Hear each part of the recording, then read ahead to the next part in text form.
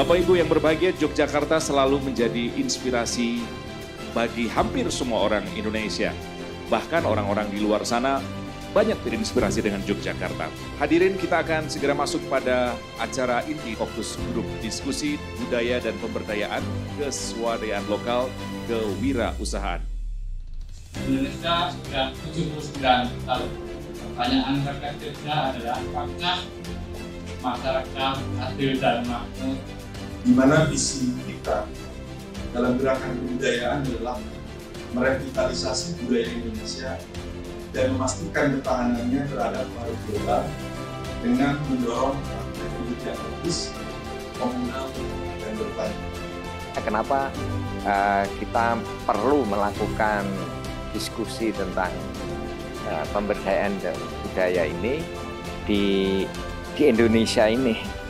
Budaya menjadi pegawai itu lebih kuat daripada menjadi wirausaha, dan ini tentu agak kurang kondusif bagi bangsa yang sangat besar ini. Kita tidak hanya sekedar tentang refleksi budaya, tapi juga kalau bisa ada peta jalan yang bisa kita implementasikan langsung di wilayah Yogyakarta.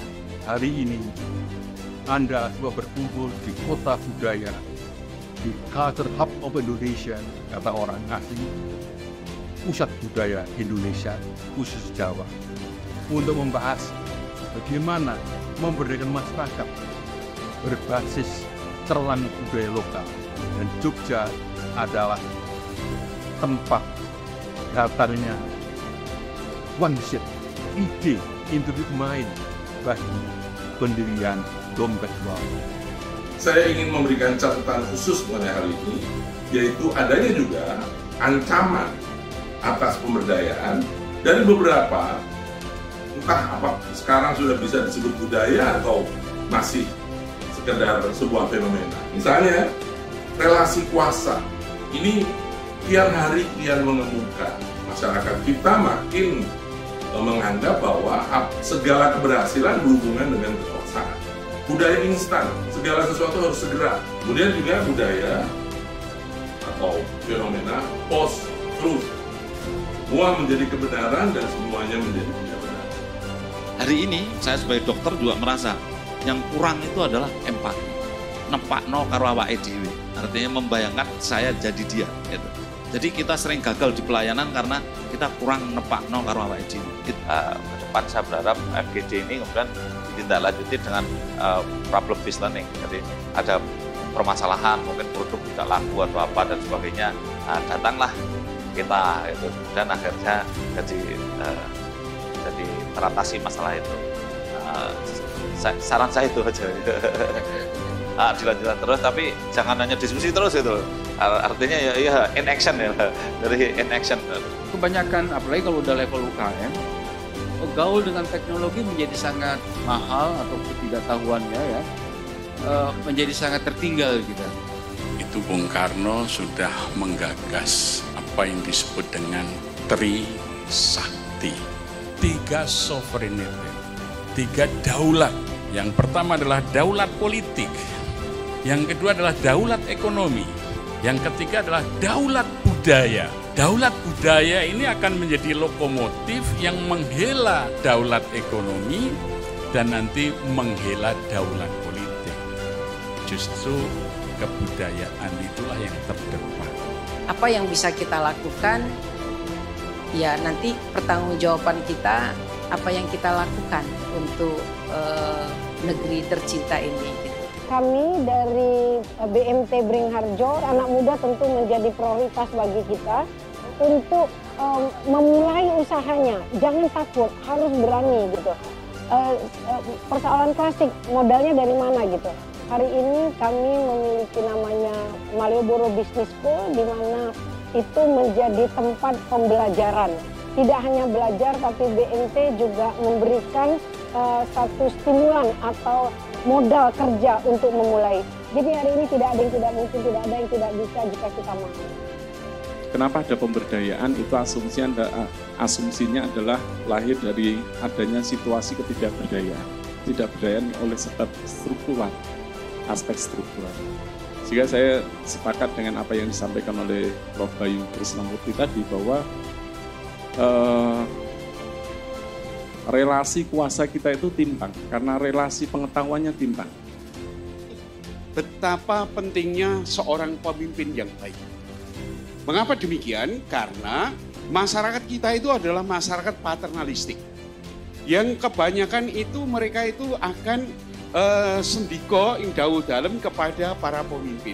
Waktu awal kami menginisiasi ada publishing, itu ada ketakutan ditinggalkan oleh penggerak-penggerak seperti Bapak Ibu yang pensiun. Karena orang Indonesia itu kalau maju, itu kesuksesannya itu tidak melekat pada kader-kader di bawahnya, tapi melekat pada pemimpinnya. Hal yang banyak disampaikan itu sangat menginspirasi dan saya yakin banyak orang yang membutuhkan. Saya termasuk salah satu yang merasa beruntung gitu ada hari ini. Ketika negara ini ingin mendukung UMKM kita untuk maju, kemudian yang menjadi target adalah volume penjualan atau kita harus tembus pasar internasional. Tapi nilai-nilainya nggak kuat. Saya pribadi gitu ya merasa nggak sanggup ketika saya misalnya harus membuat produk banyak, kemudian saya punya beban untuk jualan ini produk, sementara mungkin orang nggak butuh-butuh amat. Ini memang bermanfaat untuk saya ya, karena banyak memberikan pencerahan gitu ya, banyak juga ide-ide gitu, dan juga motivasi untuk saya sebagai pelaku usaha yang bergerak di bidang fashion gitu untuk tetap menguatkan nilai-nilai dalam usaha, kemudian juga melihat persoalan-persoalan apa yang ternyata mungkin bisa menjadi potensi masalah, bahkan sekarang ini sedang jadi masalah. FGD hari ini sungguh memberikan banyak wawasan bagi saya sendiri. Saya yang sudah melihat banyak praktek baik tentang kewirausahaan, tentang pemberdayaan di berbagai negara, terutama di Asia. Namun saya melihat bahwa apa yang dibayangkan oleh teman-teman di Jogja itu sangat unik dan sangat luar biasa. Saya berharap dengan kegiatan diinisiasi oleh Bina Trubus Swadaya dan Dompet Duafa ini akan merumuskan sebuah dokumentasi yang akan menjadi referensi yang sangat penting. Bahkan bisa dibilang, saya berharap itu akan menjadi buku sejarah di masa depan. Bahwa dokumentasi yang akan dikeluarkan oleh Bina Trubus Swadaya dan Dompet Duafa ini benar-benar menjadi referensi tentang apa itu pemberdayaan dan apa itu kewirausahaan sosial, dan itu benar-benar berdampak kepada pembangunan di Indonesia. Ini kan diskusi berseri ya, yang memang basisnya adalah budaya dan pemberdayaan masyarakat. Nah ini memang saya mengikuti dari yang pertama dan saya mengapresiasi lah karena dari Dompet Duafa dan juga dari Bina Trubus Swadaya. Ini yang memang menjadi pelopor untuk mengingatkan kita kembali nih akan budaya yang memang satu-satunya menjadi pemersatu kita di masyarakat. Nah, kebetulan saya juga terlibat ya untuk ekonomi gitu. Jadi kalau kami tentunya kami mendukung untuk utamanya adalah bagaimana ibu-ibu bisa mendapatkan penghasilan meskipun dia berada di rumah.